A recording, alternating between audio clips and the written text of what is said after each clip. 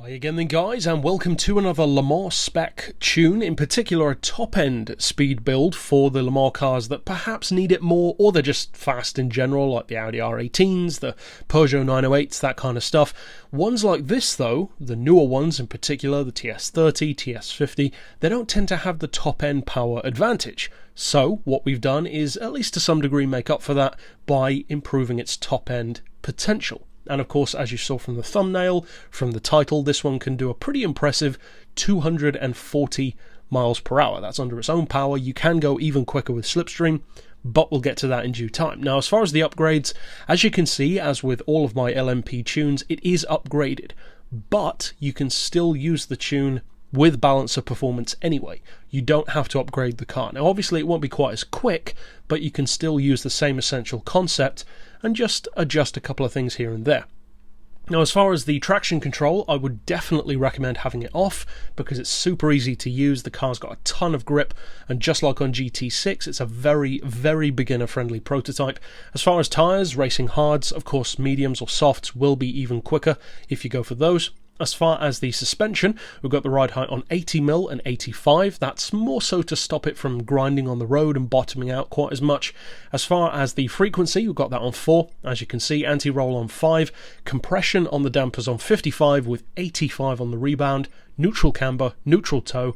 As far as the downforce, obviously, for top-end speed, you want that as low as possible. If you take it on somewhere like the Nordschleifer, on the other hand, where you don't need as much top speed, you can still use the tune, because it's designed to have good handling as well. So just increase the downforce if you feel the need, basically. As far as the diff, I've got the lowest settings on all three, as you can see, and again, as I've said in pretty much every tune, the diff is such a personalised thing that no setup will really work for everyone. So if you want to try something different, if you already know one that you prefer, by all means, Frankenstein up, combined setups, it's all good.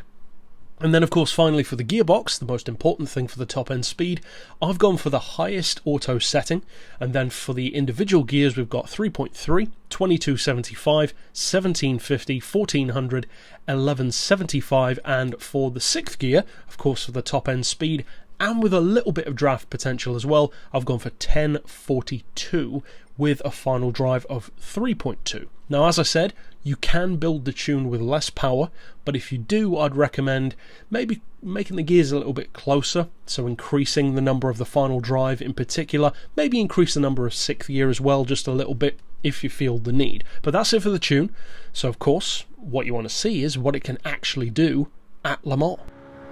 So the TS30 is basically a legend in Gran Turismo 6. Of course, it was not in the game from day one, it was added in an update, and it's one of the best update cars that Gran Turismo's ever had in terms of how well received it was by the community. Of course, incredible handling, considered by many to be OP because of how good it was compared to how much power it was listed as having, because of course Polyphony isn't all that good about registering hybrid power. They tend to just give you the output of the engine itself, which of course allowed the car to race essentially at a lower level than it should have been, and for that it was brilliant, just like the Zytek Nissan was as well. Now at Le Mans, of course, it's not a top-end kind of car, which is the whole point of the tune, and that is why in particular I left a little bit of top-end RPM potential, just a little bit of space before the red line, for you to get it up to maybe 245, 250 or a little bit higher with slipstream as well, of course if slipstream is turned on enough to benefit from it. So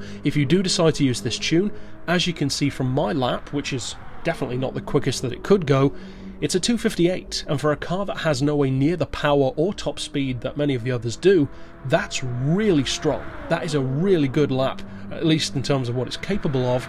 So if you decide to use the tune, I hope of course you have a ton of fun with it, win plenty of races with it, and if this is the first tune you've clicked on, click here on screen to check out some of my others too. But for now, as always, thanks for watching.